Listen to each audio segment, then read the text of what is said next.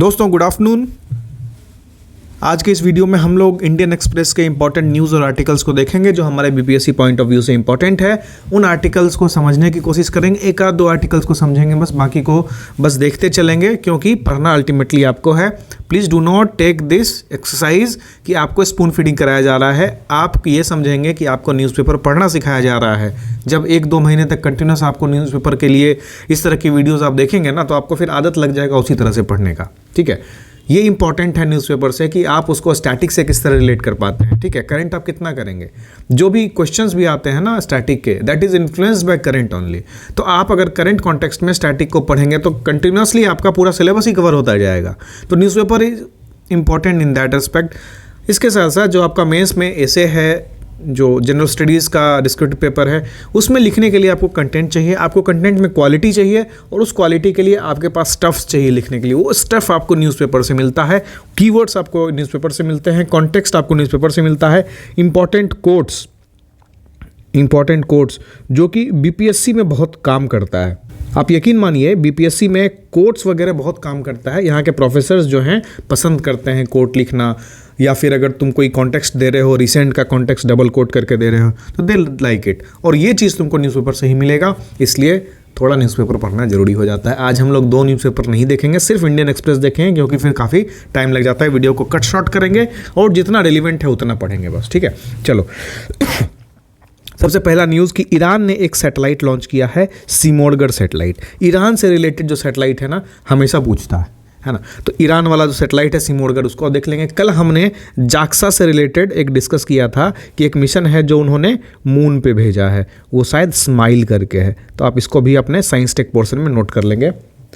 तो ईरान का सिमोरगर सैटेलाइट और जाक्सा का स्माइल है जो चांद पे उतरा है अभी। ठीक है, जो अभी कॉन्फ्लिक्ट्स चल रहे हैं मिडिल ईस्ट में, उससे रिलेटेड हमारे लिए मैपिंग इंपॉर्टेंट है। अब मैपिंग आपको कैसे करना है, आप एटलस खोलेंगे, ये वाला सेक्शन लेंगे, या फिर आप क्या करेंगे कि सिर्फ इतना वाला पोर्शन प्रिंट करा लेंगे ब्लैंक में और उसमें खुद से मार्किंग करेंगे, खुद से एरियाज़ को स्पेसिफाई करेंगे। अब देखिए जैसे ये मैप आप देखते हैं, ठीक है, तो हमने क्या देखा था, यहाँ पे अरेबियन सी है, राइट, यहाँ पे अरेबियन सी है, जो हमारा रास्ता रहता है शिप्स का, ऐसा कुछ रहता है। यहाँ से मेडिटेरेनियन सी से जाते हैं।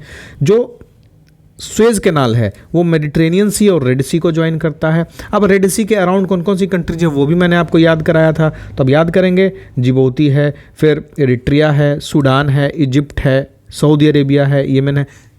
ठीक है, ये वाला मैंने याद कराया था। अब बब अल मंदेब रेड सी के मुहाने पे है, और जो गल्फ ऑफ ओमान और स्ट्रेट ऑफ हॉर्मुज, ये जो है ये पर्शियन गल्फ के बाहर है। ये आपको याद करने की चीज़ है। जो पर्शियन गल्फ है उससे हम मिडल ईस्ट में जा सकते हैं या अरेबियन कंट्रीज़ में जा सकते हैं, लेकिन जो रेड सी है उससे हम मेडिटेरेनियन सी से जाके फिर यूरोप में एंट्री का रास्ता मिल जाता है, या कहें तो मेडिटेरेनियन सी क्रॉस करके टर्की जाते हैं लोग, और टर्की से फिर यहाँ से यूरोप चले जाते हैं, वो एक रास्ता बनता है। हमारे लिए इसमें इंपॉर्टेंट ये भी है कि एक सुकोत्रा आइलैंड है। सुकोत्रा आइलैंड किसका पार्ट है, तो ये येमन का पार्ट है। ये भी हमने डिस्कस किया था। येमन के कौन से अभी रेबल्स अटैक कर रहे हैं, तो वो हौथी रेबल्स हैं। अब यहाँ पे इंपॉर्टेंट है कि ईरान देखिए यहाँ पे है। ईरान के बॉर्डर पे कौन कौन सी कंट्रीज़ हैं, पाकिस्तान है, अफ़गानिस्तान है, तुर्कमेनिस्तान है, अज़रबैजान है, उसके बाद टर्की है और इराक है। इतने कंट्रीज जो हैं वो ईरान को घेर के रखते हैं। फिर आप देखेंगे कि इस एरियाज़ में कौन कौन से पोर्ट्स इंपॉर्टेंट हैं। तो एक देखिए, एक पोर्ट हमारा यहाँ पे ईरान पे साइड में है, यहाँ पे एक पोर्ट है हमारा डेवलप हो रहा है, यहाँ पे बंदर अब्बास पोर्ट है। फिर आप देखेंगे तो इस एरियाज़ में काफ़ी पोर्ट्स हैं, क्योंकि जो ऑयल निकलता है सऊदी अरेबिया से वो इसके थ्रू ही Arabian Sea, Gulf of Oman होते हुए बाकी जगह ट्रांसपोर्ट होता है। तो इस एरिया में काफ़ी पोर्ट्स हैं। इस एरिया में भी वही रेड सी में जो है काफ़ी हॉट जोन है अभी, तो रेड सी का ये वाला एरिया आप बिल्कुल समझेंगे। यहाँ पे आप 2-3 चीज़ नोट करेंगे कि वैसे कौन से कंट्रीज़ हैं जो लैंड लॉक्ड हैं, किसमें, अफ्रीका में, साउथ अमेरिका में, ठीक है, और एशिया में। इसकी आप मैपिंग कर लेंगे, ठीक है, दिस इज़ वेरी इंपॉर्टेंट। और वैसे कंट्रीज़ जहाँ पे अभी कॉन्फ्लिक्ट चल रहा है उसके अराउंड कौन कौन से कंट्रीज़ हैं, कौन कौन से बॉर्डरिंग कंट्रीज़ हैं, वो सब देखने लायक चीज़ है। ठीक है, अब चलते हैं आगे। अब कुछ नाटो का चल रहा था, तो नाटो के बारे में हमने कोशिश की कि स्टैटिक क्या है। तो नाटो में कुछ कितने कंट्रीज़ हैं, 29 देश हैं यूरोप के और 2 देश हैं नॉर्थ अमेरिका के।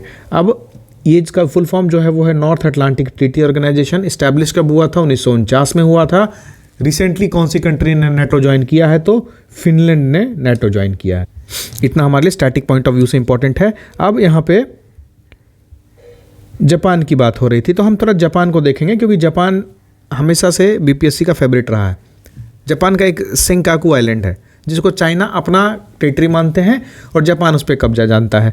तो ये देखिए, ये जो है यह सेंकाकू आइलैंड है और दियाओकू आइलैंड चाइना में बोलते हैं और सेंकाकू आइलैंड जापान में बोलते हैं। ठीक है, तो ये कहाँ पे है, कौन से सी में है?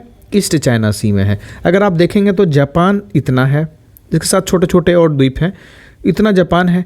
इसके यहाँ पे सी ऑफ जापान है, नीचे ईस्ट चाइना सी है और इधर पैसिफिक ओशन है। ठीक है, ये आपको ध्यान रखना है। अब जापान के कुछ आइलैंड्स हैं, जैसे होन्शु है, होकाइडो है, क्यूशू है और शिकोकू है। सबसे बड़ा आइलैंड कौन सा है? होन्शु है। सबसे छोटा आइलैंड कौन सा है? शिकोकू है। आपको बोलेगा कि आप बड़े से छोटे में लगाइए, लगा देंगे। आपको नॉर्थ से साउथ में लगाने बोलेगा तो होकाइडो, होन्शु, शिकोकू, फिर क्यूशू बोलेंगे आप। अब अलग अलग आइलैंड्स का भी इंपॉर्टेंस है। जैसे आपको पूछेगा कि टोक्यो किस आइलैंड पे बिलोंग करता है ना, तो ये आपको जानकारी होनी चाहिए। तो फटाफट कमेंट कर दीजिए कि टोक्यो जो है जापान के कौन से आइलैंड पे अवस्थित है, कौन से आइलैंड पे रहता है वो, है ना। कुछ ठीक है, मैं इसका बताऊंगा नहीं, फिर तो कमेंट करने का मतलब नहीं है। क्यूशू जो आइलैंड है, जो सेकेंड लार्जेस्ट आइलैंड या कहें तो थर्ड लार्जेस्ट आइलैंड है, उसमें 88 टेम्पल पिलग्रिमेज है। माउंट फूजी किस में है? माउंट फूजी होन्शु पे है। ठीक है, चलिए इतना हमारे लिए इंपॉर्टेंट था। आपने देख लिया यहाँ पे नॉर्थ कोरिया और साउथ कोरिया का हमेशा कॉन्फ्लिक्ट रहता है। इसमें सी ऑफ जापान यहाँ है, येलो सी यहाँ है, साउथ कोरिया के करीब जापान है ना। ताइवान जो है वो ईस्ट चाइना सी में है, ताइवान और चाइना के बीच में कॉन्फ्लिक्ट रहता है। वो सब भी आपको यहाँ पे समझ सकते हैं इस मैप से। चलिए अब आगे चलते हैं। पटना में पावर शिफ्टिंग हुई। नीतीश कुमार जी हमारे 9th टाइम चीफ मिनिस्टर बने हैं। हमारे लिए रेलिवेंट इसके लिए है कि हमारा जो GS2 सेक्शन 1 का टॉपिक है उसमें रीजनल पॉलिटिक्स एक आता है। ठीक है, रीजनल पॉलिटिक्स। रीजनल पॉलिटिक्स हमारा एक थीम है जिससे क्वेश्चन हमेशा पूछे जाते हैं। इसके लिए आपको एक मेंस क्वेश्चन आज अटेम्प्ट करना है। क्वेश्चन थोड़ा लंबा है लेकिन एक इनकम्पासिंग क्वेश्चन है। आप इस पर डिटेल आंसर बनाने की कोशिश करेंगे। ऐसा आंसर बनाइए जो आपके मेंस के टाइम पे आप रिवाइज कर सकें। वैसा एक अब देख के लिखिए, रिसर्च करके लिखिए। जरूरी नहीं है कि आप याद करके ही लिखें, क्योंकि लिखना इंपॉर्टेंट है, चीज़ों को समझना इंपॉर्टेंट है, क्वेश्चन को फॉलो करना इंपॉर्टेंट है। तो क्वेश्चन है कि the regional political parties are losing its relevance and popularity due to its narrow and inward looking policies. Discuss the above statement in the light of recent political changes and examine how the national parties are able to sideline regional political parties.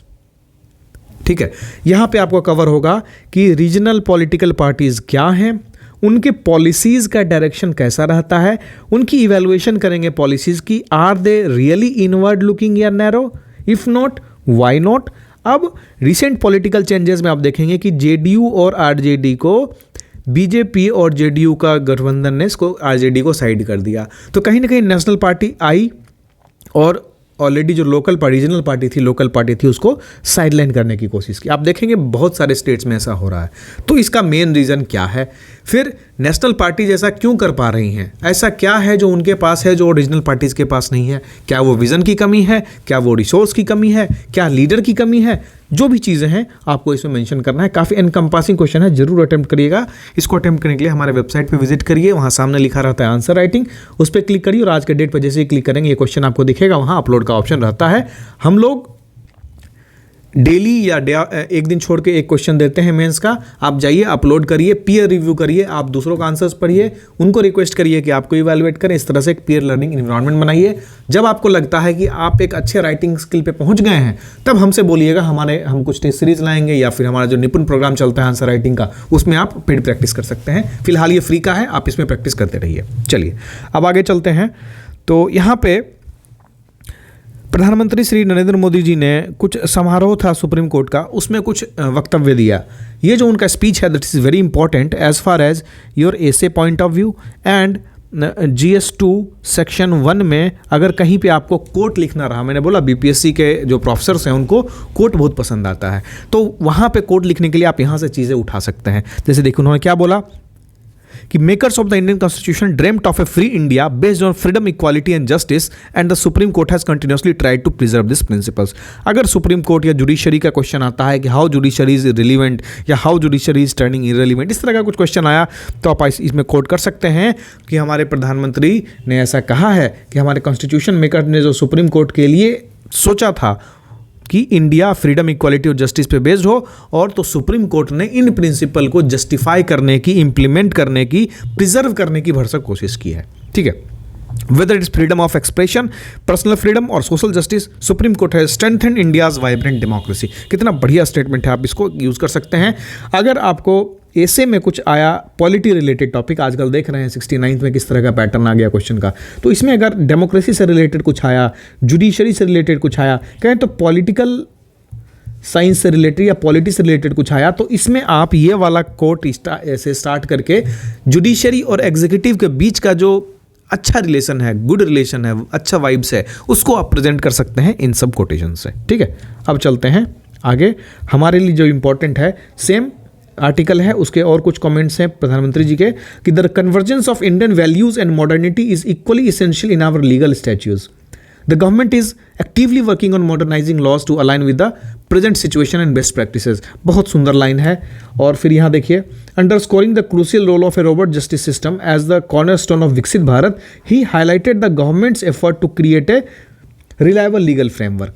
अब उन्होंने सिर्फ supreme court को ही praise नहीं किया, अब अपने पीठ थपथपाने की बारी थी, तो उन्होंने क्या कहा कि हमने भी लीगल सिस्टम को और ज़्यादा जस्टिफाइड करने के लिए, इंक्लूसिव बनाने के लिए, लोगों तक पहुंचने के लिए हमने कुछ लॉ में बदलाव किए हैं। अब क्या किए हैं, तो उन्होंने बताया कि द एम्पावर्ड जस्टिस सिस्टम जो है, that is a part of Viksit Bharat. Government is working continuously and taking many decisions to form trusted judicial system.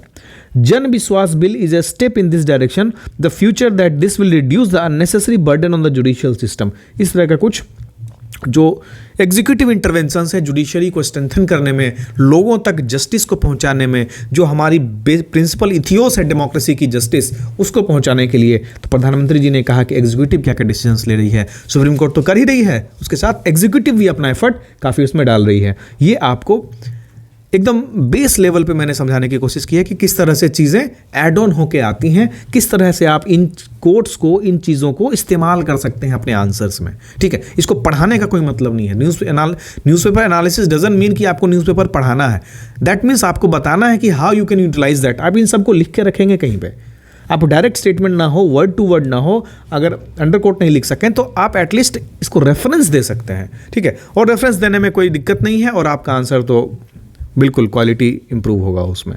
ठीक है, अब आते हैं अगले आर्टिकल पे।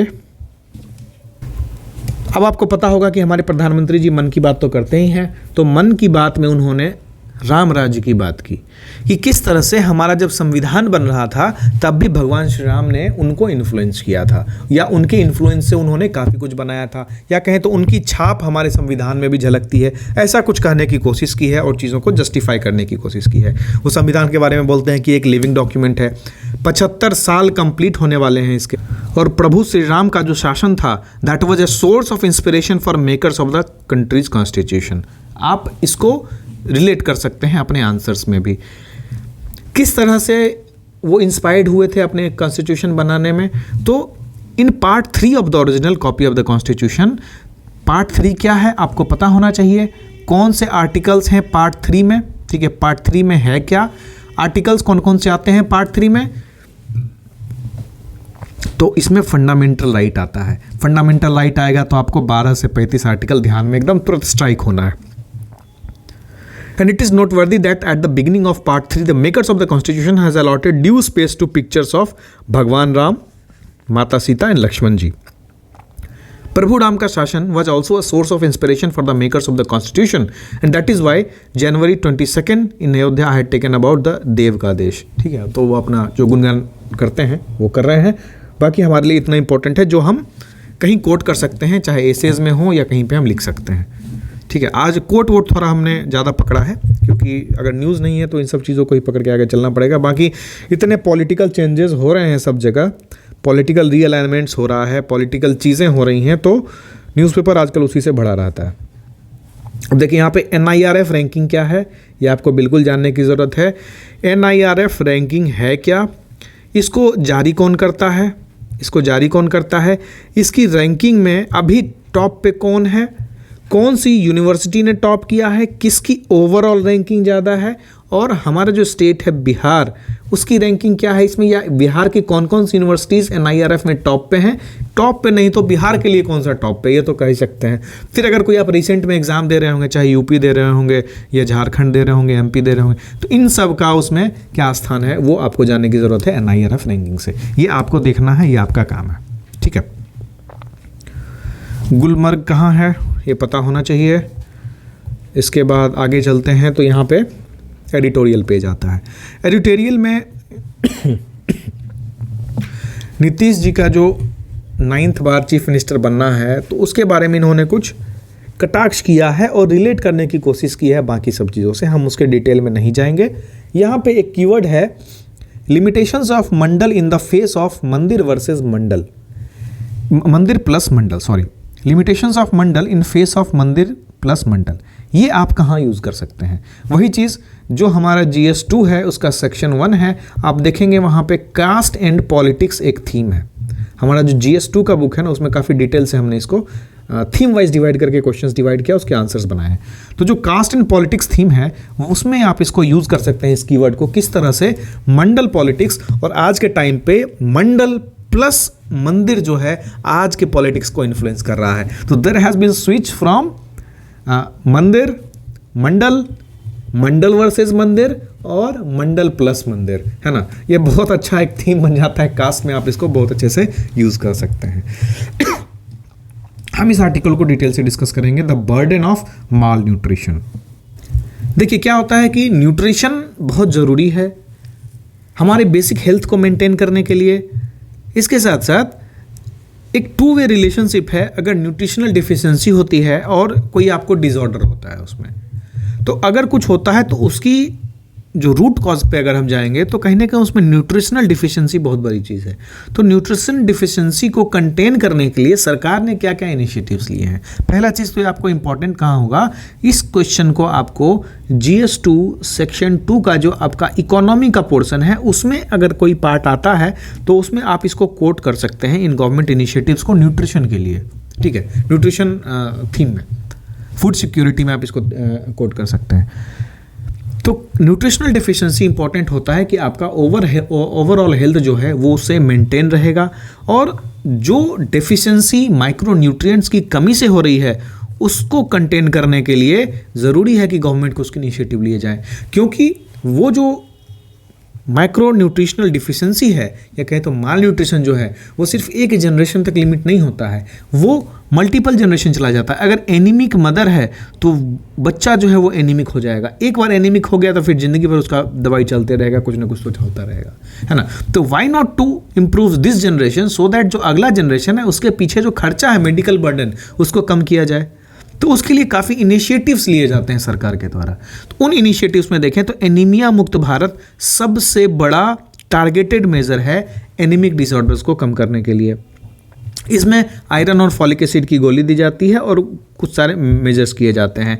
फिर देखें तो सरकार का जो मिड डे मील स्कीम है ये बहुत अच्छा इनिशिएटिव है पोषण देने का, जो बच्चों तक है उस पर बैलेंस डाइट पहुंचाने का, ठीक है। अब क्या है कि जो माल न्यूट्रिशन का चैलेंज है बहुत कॉम्प्लेक्स चैलेंज है। ये सिर्फ हम इस बात से नहीं बोल सकते कोई गरीब है तो खाना नहीं मिलता है, ये भी तो हो सकता है पैसा है लेकिन उस एरिया में वो चीज़ न्यूट्रिशन जो आइटम्स हैं वही अवेलेबल नहीं है। अगर वो अवेलेबल नहीं होगा तो वहाँ पैसा होते हुए भी खरीद नहीं पाएगा। एफोर्डेबिलिटी की कमी हो जाती है, एक्सेसिबिलिटी की कमी हो जाती है, ये सब चीज़ें होती हैं, तो लोग डाइवर्स और बैलेंस डाइट नहीं ले पाते हैं। फिर देखिए जैसे जैसे अभी हमारा अर्बनाइजेशन कल्चर बढ़ रहा है, लोगों की सीडेंट्री लाइफस्टाइल हो रही है, तो डाइट बहुत बड़ा फैक्टर है किसी के स्वास्थ्य के लिए। अभी देखिए डायबिटीज़, हार्ट अटैक्स कितने ज़्यादा बढ़े हैं। चाहे खैर हार्ट अटैक को तो कोविड कॉम्प्लिकेशन से रिलेट करते हैं लोग, लेकिन डायबिटीज़ के केसेस देखें अगर आप तो काफ़ी ज़्यादा बढ़े हैं। फिर कैंसर के केसेस देखें तो वो भी बढ़े हैं। क्या होता है, इन सब चीज़ों के होने का सबसे बड़ा होता है कि जो लाइफस्टाइल है वो ठीक नहीं है। और लाइफस्टाइल को आप डाइट से रिलेट कर सकते हैं। डाइट ठीक रहेगा तब तो अच्छी लाइफस्टाइल मेंटेन कर पाएगा फिर। तो इसलिए ये ज़रूरी है कि हमेशा एक बैलेंस डाइट लिया जाए। बैलेंस डाइट में सीरियल्स हैं, पल्सेस हैं, वेजिटेबल्स हैं, जो कि स्पाइसेस और हर्ब से साथ में मिला के सब्जी बनाते हैं। तो क्या होता है, सब्जी सिर्फ बनाने का तरीका जो होता है उसमें है ना, हम लोग स्पाइसेस डालते हैं, मिर्ची डालेंगे, अलग अलग तरह के ये डालेंगे, तो उससे क्या होता है, हमारे बॉडी को वो सब चाहिए हमारी इम्यूनिटी को स्ट्रॉन्ग करने के लिए। कोविड आया तो सब काढ़ा पीने लगे, है ना। अब बाकी टाइम पे वो मसाला भी नहीं खरीदेंगे सब्जी में डालने के लिए, तो वैसे नहीं चलेगा ना। आपको एक बैलेंस डाइट लेने की ज़रूरत है। उसके बाद सिर्फ खाने से भी काम नहीं चलेगा, आपको फ्रूट्स लेने पड़ेंगे, नट्स लेने पड़ेंगे, डेयरी प्रोडक्ट्स लेने पड़ेंगे। तो इस तरह करके ये सब चीज़ें होती हैं। तो अब इसमें सरकार क्या कर सकती है, और सरकार ने तो एनीमिया के लिए प्रोग्राम चला दिया, मिड डे मील स्कीम चला दिया। अब सरकार क्या कह रही है, चलो ठीक है, तुम जो खाते हो ना, हम उसी की क्वालिटी को बढ़ा देते हैं। तो तुम जो चावल खाओगे, तुम जो राइस खाओगे, हम इसी को मॉडिफाई कर देंगे। मतलब सिर्फ तुम चावल खा के सीरियल का जो राइस का जो प्रॉपर्टी है सिर्फ वो नहीं ले रहे हो, है ना।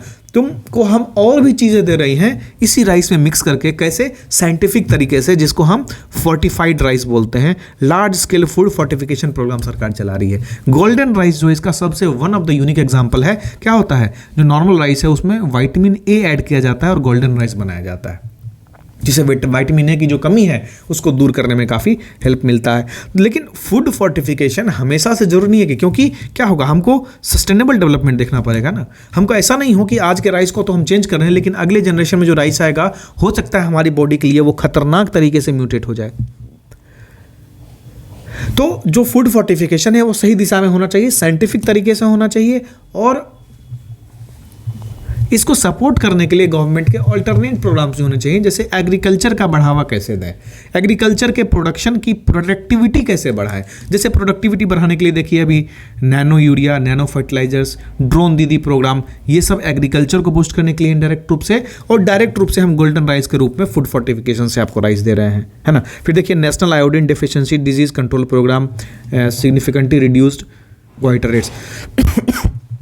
कहने का मतलब कि माल न्यूट्रिशन जो है वो मल्टीफेसेटेड प्रॉब्लम है, कॉम्प्लेक्स प्रॉब्लम है। कुछ स्कीम्स लाए जा सकते हैं जो डायरेक्टली अफेक्ट करे, कुछ स्कीम्स ऐसे लाए जा सकते हैं जो कि कंप्लीट इंफ्रास्ट्रक्चर या जो बैकबोन है उसको सपोर्ट करे। उसके साथ साथ आपको लोगों को समझाने की ज़रूरत है, लोगों को अवेयर करने की ज़रूरत है कि आपको खाना अच्छा खाना चाहिए, बैलेंस डाइट खाना चाहिए। क्योंकि जब तक आप बैलेंस डाइट नहीं खाएंगे आप हेल्दी नहीं रहेंगे।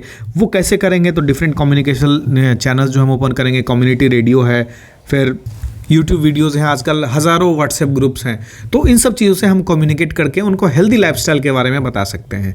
एक रिपोर्ट है जो कि इंपॉर्टेंट है, आप कोट कर सकते हैं कि according to the state of food security and nutrition in the world 2023, about 74% of the population in India could not afford a healthy diet, है ना, and 39% fell short of a nutrient adequate one. कितना drastic लेकिन large number पे issue है। तो ये ज़रूरी है कि माल न्यूट्रिशन पर भी ध्यान दिया जाए।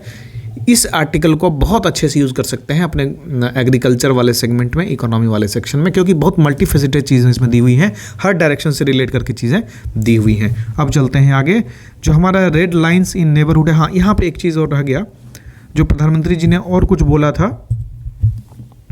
अच्छा, जो प्रधानमंत्री जी के स्कीम्स थे जीडीपी को बढ़ाने के लिए, क्या है कि लोगों का इनकम और कंजम्पशन नहीं बढ़ रहा है जैसे जीडीपी बढ़ रहा है। तो सॉरी, राइटर सवाल उठाते हैं कि अगर जीडीपी का ग्रोथ हो रहा है तो भाई इंडिविजुअल की इनकम का भी ग्रोथ होना चाहिए ना। अगर इनकम ग्रोथ होगा तभी तो कंजम्पशन ग्रोथ दिखेगा। क्योंकि कंजम्पशन ग्रोथ कैसे पता लगता है, लोग ज़्यादा गाड़ी खरीद रहे हैं, लोग ज़्यादा रियल एस्टेट में इन्वेस्ट कर रहे हैं, लोगों की बैंक बैलेंस बढ़ रही है, सेविंग बढ़ रही है। तो इससे पता चलता है कि सेविंग नहीं बढ़ रही है, जो खरीदने का उनका ये है वो बढ़ रहा है। तो इसका कहने का मतलब ये होता है कि जो कंजम्पशन है वो बढ़ रहा है ना। एफएमसीजी गुड्स ज़्यादा बिक रहे हैं। जो कंपनी का बैलेंस शीट होता है डिफरेंट एफएमसीजी कंपनीज, उनके बेसिस पे हम डिटरमाइन करते हैं कि जो डेली यूज आइटम्स हैं उनका यूसेज बढ़ रहा है, यानी कि लोगों का स्टैंडर्ड ऑफ लिविंग बढ़ा है। ये सब चीज़ें होती हैं डिटरमाइन करने की। तो राइटर ये कहते हैं इसमें कि भाई जीडीपी तो बढ़ा रहे हो, लेकिन उसका फ़ायदा ट्रिकल डाउन नहीं हो रहा है। वो तो आपका जो ग्रोथ स्टोरी आप प्रोजेक्ट करने की कोशिश कर रहे हैं वो तो सस्टेनेबल ही नहीं है ना। वो तो आप सिर्फ जीडीपी बढ़ा रहे हैं, नंबर्स कहाँ बढ़ रहे हैं। ठीक है, तो इसके लिए नरेंद्र मोदी गवर्नमेंट जी ने काफ़ी वेलफेयर स्कीम चलाया, जैसे public provisioning of essential private goods such as LPG, electricity connection, housing, drinking water, toilet, bank accounts, है ना। इससे क्या हुआ कि मिलियंस ऑफ पीपल जो है मल्टी डायमेंशनल पॉवर्टी से निकल के आए। यहीं पे अशोक गुलाटी जो है, हम इंडियन एक्सप्रेस में ही न्यूज़ लिखते हैं, उन्होंने पॉइंट किया है कि all these measures have no meaning if not accompanied by reduction in poverty based on income and real wages. बहुत बढ़िया स्टेटमेंट है ये, ठीक है। Without jobs and incomes there can be no consumption और savings to fuel growth, investment in poverty reduction on a sustainable basis, ठीक है। With per capita GDP of hardly $2,500, India should focus on boosting investment, jobs and incomes. मैंने इसलिए इसको पढ़ा कि आप इसको सुनिए और आप इसको किस तरह से अपने आंसर में लिखेंगे आप देखिए, ये आपको डिसाइड करना है। I am just here to guide, I am not here to do a spoon feeding. चलो अब चलते हैं आगे। इसमें कुछ कीवर्ड्स हैं जो विवेक काजू हैं, फॉर्मर डिप्लोमेट रह चुके हैं, इनका जो आर्टिकल्स आता है ना फॉरेन रिलेशंस पे बहुत अच्छा रहता है। तो कुछ कीवर्ड्स, कुछ लाइंस हैं जो हम यूज़ कर सकते हैं। जैसे देखिए, India needs a cogent and enduring framework of engagement with his neighbours which harmonises it interest and theirs, है ना। ये आप लिख सकते हैं कि India and its neighbourhood relations, आपका जो थीम भी है, सिलेबस का पार्ट है, उसमें ये आप किसी भी तरह का इंट्रो में आप यूज कर सकते हैं कि India needs a cogent and enduring framework of engagement with its neighbours which harmonises its interest in theirs. या फिर इसको ऐसे लिख सकते हैं कि famous columnist and former diplomat Vivek Katju says India needs a cogent and enduring framework, ये ऐसे, है ना। तो ये कोट करने के लिए बहुत अच्छा लाइन है। फिर आप देखिए कि पीपल टू पीपल लिंकेज की बात करते हैं, development cooperation, economic relation, climate change और स्पोर्ट्स। ये इन्होंने एक ब्रॉड एरिया बताया है, क्योंकि ये मालदीव्स के बारे में ही शायद बोल रहे हैं, लेकिन ये चीज़ हम सारे कंट्रीज के साथ यूज़ कर सकते हैं। आप देखिए, पीपल टू पीपल लिंकेज होगा ही होगा, डेवलपमेंटल कॉपरेशन ऑफ कोर्स उसी के लिए साथ आते हैं, economic relation no doubt in that, climate change बहुत इंपॉर्टेंट, इंडिया बहुत बड़ा पार्टिसिपेंट भी बन रहा है इसमें, और स्पोर्ट्स में तो इंगेज कर ही सकते हैं मेजर कंट्रीज को, ऑस्ट्रेलिया हो, हमारा प्यारा पाकिस्तान हो, है ना। तो इस तरह से चीज़ें हैं, आप इसको इस्तेमाल कर सकते हैं अपने आंसर्स में। फिर ये और कहते हैं कि India will not be able to accept for a neighbours like Maldives to become a base from where security comes under threat. It is natural for a country like India to draw a red line not only in the context of Maldives but also in respect of other neighbors. This is precisely here that the Chinese are showing no regard for the Indian concerns in the immediate neighborhood. ये code जो है relevant है India का जो relation है इसके neighbourhood से, और बीच में जो चाइना की एंट्री हो रही है उससे रिलेटेड, ठीक है। आप उसको भी इस्तेमाल कर सकते हैं कहीं पे, ठीक है। हमारे लिए यही सब इम्पोर्टेंट था। अब एक और FPI के बारे में देखते हैं। FPI हमेशा न्यूज़ में रहता है, कुछ ना कुछ न्यूज़ में रहता ही है। आपका इकोनॉमिक्स थोड़ा बूस्टअप होना चाहिए, जिस तरह का पैटर्न चेंज हो रहा है, तो आपको इकोनॉमी काफ़ी अच्छे से पढ़ा होना चाहिए, डीप में पढ़ा होना चाहिए और टेक्स्ट बुक से पढ़ा होना चाहिए। FPI क्या है? दैट इज़ इन्वेस्टमेंट मैकेनिज्म है। इसका फुल फॉर्म देखें तो ये होता है फॉरेन पोर्टफोलियो इन्वेस्टमेंट। इसमें क्या होता है, देखिए दो तरह की चीज़ मैं समझा ही देता हूँ इसको। अभी जैसे मेरी कंपनी है यहाँ पे, ठीक है, मेरी दो कंपनी है ना।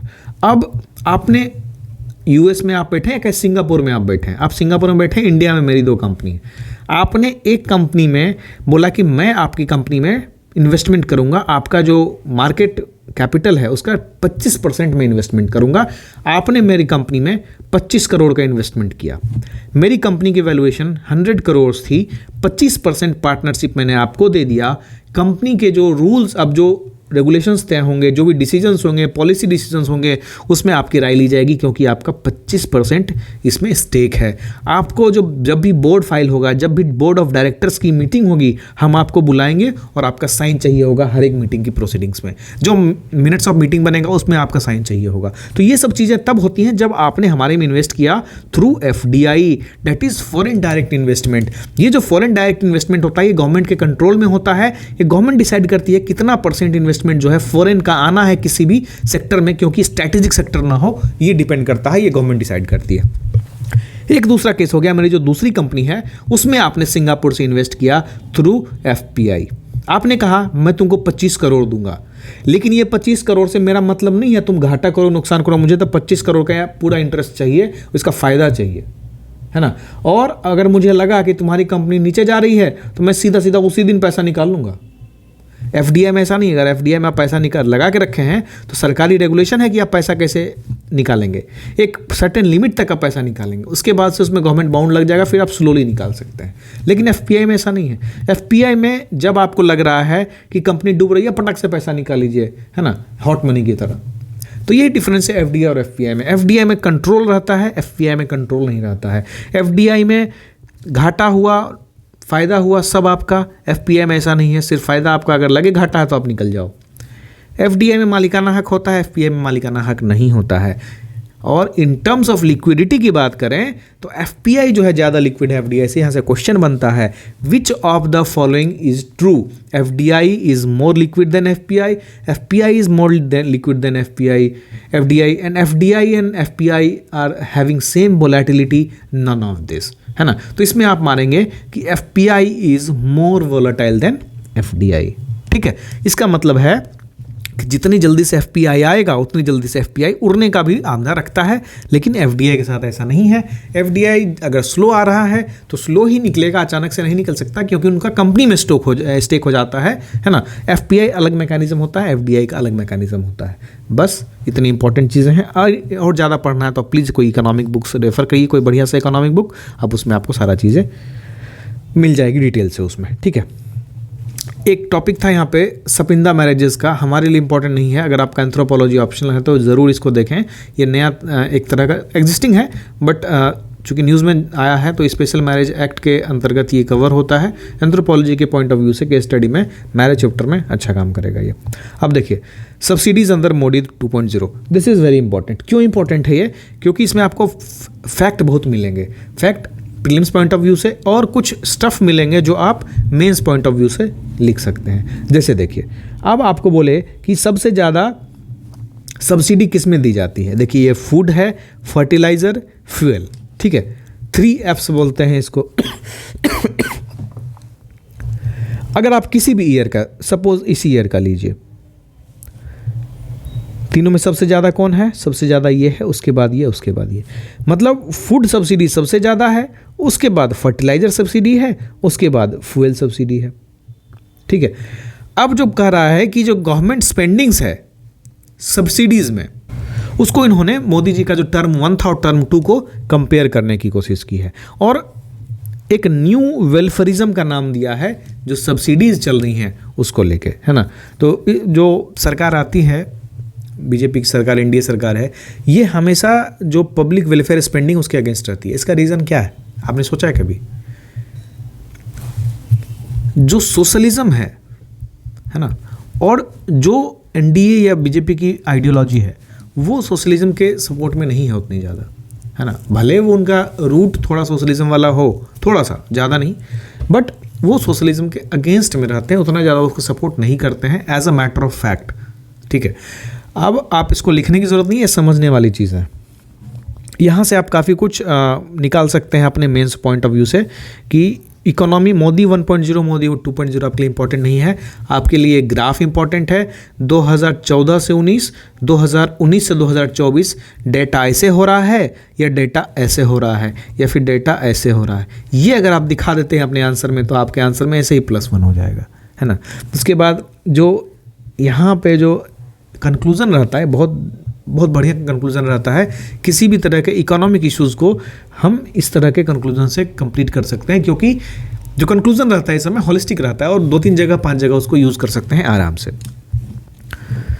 अब एक न्यूज़ था सिमलीपाल से रिलेटेड, तो मुझे कुछ चीज़ लगा इसमें आपको पढ़ना चाहिए कि एनटीसीए क्या है, कब लाया गया, कौन से एक्ट के अंतर्गत आता है, हेड कौन करता है इसको, प्रोजेक्ट टाइगर क्या है, कब आया था, ये क्वेश्चन भी प्रीवियस ईयर में पूछा गया है।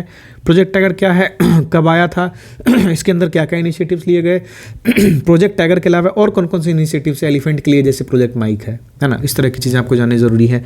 टाइगर रिजर्व्स कितने हैं इंडिया में, लेटेस्ट वाला कौन सा है, बिहार में कौन सा टाइगर रिजर्व है, ये आपको पता होना चाहिए। ये आर्टिकल तो आप पढ़ ही लेंगे, उतना ज़्यादा अगर आप इसको रिलेट नहीं कर पाए, जैसे मेलेनिस्टिक टाइगर्स कहाँ पाए जाते हैं, ये क्वेश्चन हो सकता है, तो इसके लिए ये आर्टिकल पढ़ना ज़रूरी है। आप इसको ज़रूर पढ़ेंगे एक बार, ठीक है। बस हमारे लिए इतना ही इंपॉर्टेंट था आज।